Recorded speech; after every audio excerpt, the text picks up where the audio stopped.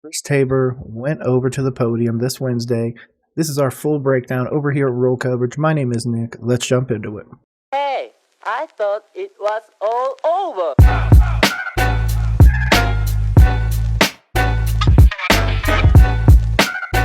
Yep, this is Chris Tabor going on the podium. There's some things you need to know before this starts, though. This is the press conference post Thomas Brown's wife clapping back on Twitter to Charlotte's season. Screenshot is out there and everything. I'm not going to put it here. There's a lot of stuff. His last press conference was just a few minutes long, so there's a lot of stuff here. He had a very, very, very rough press conference post Bucks, or I'm sorry, post Saints loss. I'm expecting a big rebound. We're already seeing a little bit of a smile on his face, but regardless, let's jump right into it. You have the floor, Mr. Tabor. We'll go ahead and get started. So, Joe limited or full today? Joe, were you limited? Joe was full. Looks like he's going to come back strong. We're in good shape. This is something we saw at practice, was the black helmets. Yep. Just in case you guys don't know, for the upcoming Falcons game, we are going to have the black helmets. Super love them. Definitely going to have to get one for behind me whenever I get a more permanent setup. But overall, this is already off to a better start. He seems a little bit more open, a little bit more jovial and stuff like that. So yeah. You excited about those this week? Yeah, sure. It's protective gear. It should be good. No, I have no comment on that. I really don't. It's a nice look. You don't. Yeah, okay. So you don't care about the fashion. I am, as you can tell, I'm really not into fashion. I wish my wife says I wish I could be a little better in fashion, but I'm not. How many people are going to be like, oh, that's a coach not caring about fashion, blah, blah, blah, blah, blah. I'm curious. Just remember that. But that's all I have on that. What about getting through a workout with so many guys not practicing today? We were able to manage and get through. Kind of sometimes Wednesdays are like that, and that was kind of one of those Wednesdays. We had a few guys out. Some guys got the flu bug. That's going around a little bit, so we just had to adapt. Burns with the ankle, are you concerned about his availability this week? I'm not. It's typical veteran. Get that in, Sheena. You know, they're just a little sore. I think he'll be fine. Jordan Matthews is a veteran tight end. What do you expect to get out of him?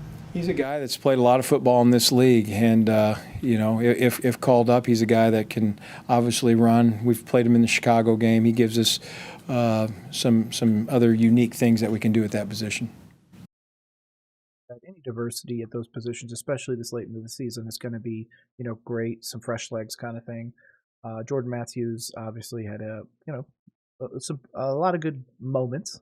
I wouldn't say he's, a pantheon tight end or anything like that, but definitely somebody that can come into our tight end group and really make a difference, especially with the amnesia and concussion that Hayden Hurst recently went through. I know that the organization's going to be a little hesitant, but it looks like he should be good for the most part.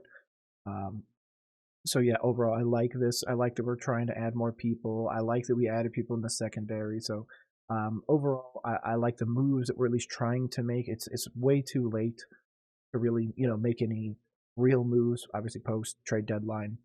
But overall, yeah, he seems a lot happier to be here. He seems okay to be the interim coach now. So this is all flowing much better than previous press conferences have. The last time you faced Desmond Ritter, he didn't have as many games and experience under his belt. What do you see this week? Oh, he's playing well. He's doing a really nice job. Obviously, the receivers out there are playing really well. They got the back. I mean, there's a lot of good players. They're still committed to running the football, and when they get ahead of the change, they get into the play action game and all those things. But Desmond, he's doing a nice job for him. It'd be a winnable game for our Panthers, to be honest. He didn't even know the running back's name because he basically hasn't been run as much as he should have, especially the beginning of the year. If you guys didn't watch the Falcons, they were really running Algier much more than they were running Bijan. But obviously Bijan is at the point now where I think he has more rushing yards, or right about the same rushing yards and touchdowns as Chuba Hubbard, who was essentially our running back one for most of the season. Yes, Miles Sanders may have started at running back in the game, but when it looked at actual touches, Chuba running back has been the majority running back, and even Bijan is catching up to that no problem. So it shows how impactful Bijan's going to be long term. So that's going to have to be something we stop. And then, of course, Drake London on the outside. Man, had a great game finally. Finally showed us the player he is. I had really hoped, actually, that Atlanta would go and get Jordan Addison. So this way, it would be Drake London, Jordan Addison, 2 USC wide receivers. So I thought that'd be really interesting, but oh well. Chris, you mentioned when you had like a special teams miscue like you had with the punt that you kind of have a 4-week clock of teams trying to attack that. Does that mean you change anything about how you protect or do anything, or you just execute that? No, I think first and foremost, when you have a mistake, you got to really, as bad as it stinks, you have to reevaluate and say, was it a schematic thing or was it just an error? And then I think once you diagnose that problem, it probably helps you where you want to go. But at the same time, I mean, you got to perform better, and that still hurts. So for us, Sunday can't get here fast enough to see if we've rectified the problem. Was obviously a failure in the Saints game by the special teams. If you guys don't remember, check out the breakdown over on YouTube. I always post links over on Twitter as well at Roll Coverage Pod. But just overall, his demeanor coming out of that last game, he seemed very upset at that. And without openly saying the player's name, he basically put it on the player. Player was in the wrong position. That's why that special teams play happened against us. But again, that comes down to coaching. It comes down to that player knowing where he's supposed to be, and in that moment, that was a Chris Tabor error. It's also a player error. I'm not pushing away from that. But at the same time, it's also because he wasn't coached and put in the proper position. So, is McCray a potentially season-ending? It's possible. We'll still have to wait and see. I'm going to lean on the side of yes. And are you going to continue to roll with Cade there? Yeah, he did a nice job coming in, and really proud of his play there. Curious why the field's covered with plastic. I think it's a blanket, to be honest with you. The field's covered with plastic. I think it's a blanket that keeps the grass warm. Okay. I mean, as George Toma always used to say, I mean, grass grows by inches and it's killed by feet. So, you know, we're just trying to help it grow. Like that. I like that. That is a really interesting take. In fact, if you guys don't know, we actually did a breakdown of the Falcons' most recent interview where they sent out one of their employees, Taylor, to go and see how the field is painted and taken care of and where they actually get their field. Funny enough, that was also brought up in the Hard Knocks. If you guys aren't following Hard Knocks for the Dolphins right now, they actually get their grass from the same people that the University of Alabama gets. So, you know, like Tua said in the Hard Knocks episode, winning grass. So You probably had no idea I knew that, did you? I didn't know there was grass under there. Yep, just a blanket, kind of like you put over your flowers on a cold night. Just to clarify, you're talking about the artificial turf. Oh, that? Clarify, you're talking about Yeah, okay, I've seen the plastic on our practice fields. No, it's over the field. I didn't know what that had to do with last year at Detroit where it got cold. I think what that does, it's a heating to make sure that the turf stays warm. Okay. Yes. I'm sorry. real interesting. I didn't know that was a thing, that you would have to insulate turf, but I mean, I guess, even though it's not real grass. Weird. I didn't know which field you were talking about. I thought maybe you're growing grass now. No, I wanted to make sure I answered your question properly. Short yardage situations continue to be an issue offensively. How are you guys looking into that heading into this week's matchup?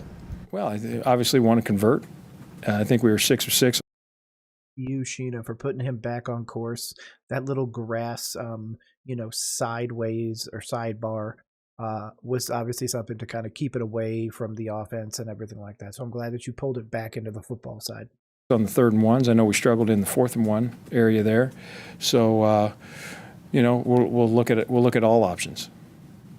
You mentioned at the start of the week changing at least the formal meetings Monday. What difference or impact have you noticed from doing that? I thought it was good. We had a good practice today. We had good meetings. You're into the 4th quarter of the season, and it's been a long season. I mean, if you think about it, we've been going since the end of July, and you're going every day. I think it's very normal around the league that you change things up here at the end, and that's what we did today. I mean, we're now going from a walkthrough right into practice. You're still doing all the same work. You're just kind of maybe taking some of the air out in between, so that at the end of the day they can have more time to get rehab, to get healthy, because right now you just want to try to take the healthiest team you can to these Final Four games. Okay, so what that is essentially telling me is the organization has made the decision that obviously we're not making the playoffs. Season is over. We don't have our first round pick. We're trying to keep people healthy, and that's all we're worried about. We'll cut out the other things. We'll be able to give people more time with their families around the holidays and all that, because this team has already essentially had its death knell. Obviously, we want to see progression with Bryce. We want to see Burns get out there and look like the old Brian Burns. Obviously, he's in a contract year, which is not going well for him so far. So yeah, I would agree with this decision that it's just about getting the players healthy. I actually said my only goal for the season at this point was to get Bryce Young out on both feet without any assistance. He's probably going to get sacked 60 plus times total over the season. So it's just going to be, health. Was that something that you decided to do, or with feedback from maybe guys on the team? We talked about it as a staff, and there's been a lot of guys on the team that have also done that. I've been a part of this schedule, the walkthrough into practice. To me, it's about what do you get done in those areas. It's not that you're cutting back and cheating things, because then you'd be cheating the process. There's a rhyme and reason for it, and that's really about getting guys healthy. And I like it. To be honest with you, you get out on the grass a little bit longer, and it's nice. Chris. Like I said, I don't hate that answer. Health is the concern moving forwards, especially with the last 4 games. So I'm totally fine with that answer. Obviously, they're not trying to improve the offense, because rumor has it, again, from Thomas Brown's alleged tweet, that Thomas Brown has already been fired. If that's the case, I would expect Evero to go as well. He will definitely get a position someplace else. There's going to be probably 9 to 10 teams, I think, this year, more than normal, looking for head coaches. Rumor is that we are going to go get Bill Belichick, which means we will probably go and get Bill O'Brien as well, which worked with Bryce Young in college. What that would also mean is, I really hope that we get a GM and that we don't just let Bill do it. Again, I'm open to it, but at this point, I don't see a Ben Johnson coming to Carolina. I don't see anything like that, especially given the way that Reich was treated, backstabbing the whole 9. But fairly, frustrated, down, whatever word you want to use, Sunday. How do you see him respond when things go poorly after he's, watched film, done the corrections, that kind of stuff? I think he's come back. I think that's what a competitor does. And I think all players do that to certain degrees.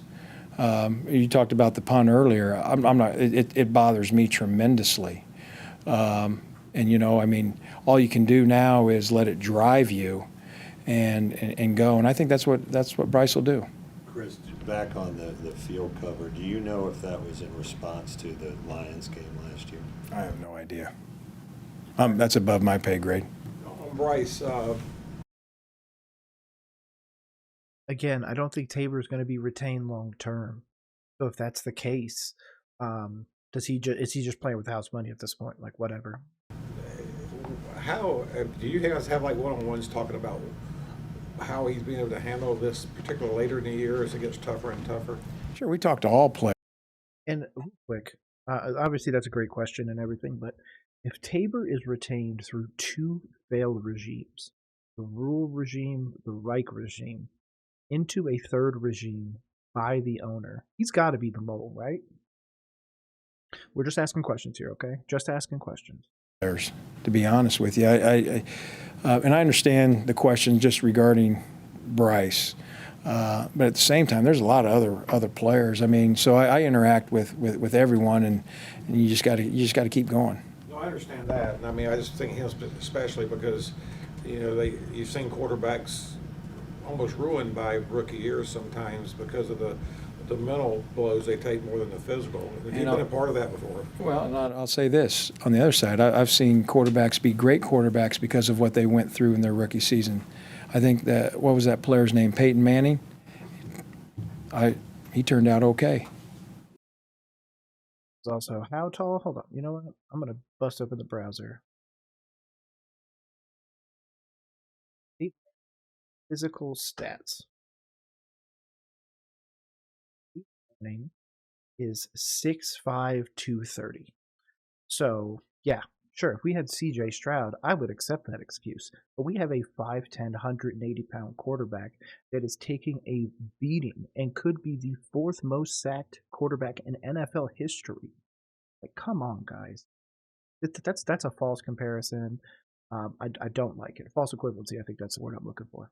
No, there are a lot of them. I just was. No, and I get your question, but I'll be honest with you. I'm going to stay more on the positive side than looking at the negative side, because I think the negative side, it's way too easy. It's too easy of a conversation. The positive side, it's hard. You got to grind through. You got to keep going, and I'd rather be on that side, because that's the challenge, and that's what competitors like, and he's a competitor. Chris Campbell. Spread positivity. I think that's the way to go. Support the players. Again, me over here, Nick, at Roll Coverage, I am going to continue to be unapologetically pro player, pro coach, pro all that. Anything that is to enable the guys to go out there and put that product on the field. Thank you for everything you guys do and what you put your bodies through. Kind of dealing with the special teams treatment at guard. Have you? I mean, you get to see it with blocking assignments on special teams. Can you recall a season where you had to deal with such a mash unit at one or two positions? No, I haven't. It's just kind of one of those. I do think our training staff is doing a great job of trying to get guys back. Go into it, but Panthers Twitter is all over that training staff. They want them gone. The amount of injuries we have had this year have just been ridiculous. Man, I'm not even going to comment on that. If you want to know everybody else's opinion about the training staff, go check Twitter. But there's been some tough injuries that you wouldn't think of, and that's just kind of unfortunately part of football. At the same time, it's an opportunity for someone else, and then what are they going to do with that? Because as we hit again today, we're on the, and I said this a couple weeks ago, we're on the 4-week evaluation. You, me, whoever's in that room, we're in the 4-week evaluation, and the tape is all that matters. And whatever happens, that tape, somebody's gonna say, hey, how did he play when it was really bad and he was in a really hard spot? He plays well, then you really like that player. And so I think that's what we're going through right now. What does it say about Cade, who basically had a start that he didn't actually start and played as well as he did? It talks a lot about him, obviously, as a player. Number two, about his preparation and his process, and that he's locked in, ready to go, so that when he's getting, whether it be scout team reps, those reps matter. And I think that's what the kid did, and really proud of him. Proud of him. I'll take any praise that we can give these players. I think they deserve it. Again, they go out there and bust their ass. Thank you guys for what you guys do. What has gone into the decision to make Terrace inactive the last few games? My first instinct is because they want something on tape to market to other teams, because he's most likely going to be traded or cut, one of the two. I would expect a trade for something. Even a 7th round pick would be worth it. But I'm also expecting him to have a little bit of a resurgence once that happens. The one place I'm worried about him going is Cincinnati. I'm worried about him being in a T. Higgins-ish situation where we have to shed cap and we have to do a bunch of different things. And you unite Joe Burrow, because I'm pretty sure he had TMJ on the team and he had Jamar Chase. So that's something to think about too. If I'm wrong, please drop in the comments. I'm wrong about it all the time, but I just don't think giving an LSU quarterback or former Ohio State quarterback Joe Burrow another great talent that just has been underdeveloped in Carolina. I think it's just an accumulation of a lot of things. He's playing well on the scout team. We gave Mike an opportunity there, and also in the special teams area. There's a lot of factors that go into the 48. It's not always just about offense and defense. And I think those are things when you write about that you got to go a little deeper on. Wrap up with Steve. Bijan Robinson, what you've seen. At the beginning of this video, a major point of contention in this offense next week, the defense on the Carolina side is going to be focused on one Bijan Robinson. Out of him, and Is he the focal point this week? Oh yeah, no, I mean they're such a great running team. I mean they do a great job. He's explosive. He's physical. He's downhill. You know, we got to tackle him, and they got a lot of guys back there. So he's definitely has our attention. Okay, again, shout out to Panthers YouTube that puts this out. They always put them out just a few hours beforehand or a few hours afterwards, so I always get to them a little late. But hopefully you enjoyed this breakdown. Overall, I'm going to give him a B. This was a good return. His last one I wouldn't even rate just because it was so angry and dodgy and all that other stuff. I tried to give him a pass on that. This is a better press conference. B is a strong B, not a B+, but it's real close. But overall, I'm happy with this. This is a good direction. This is the motivation we need moving forwards. Spread positivity, keep the players involved. 4-week eval period. Could be a sign of some turnaround moving into the off season. But if you need any more breakdowns, my name is Nick. This is Roll Coverage. Check us out on the regular on YouTube or on Twitter at Roll Coverage Pod. Otherwise, have a great day. Peace.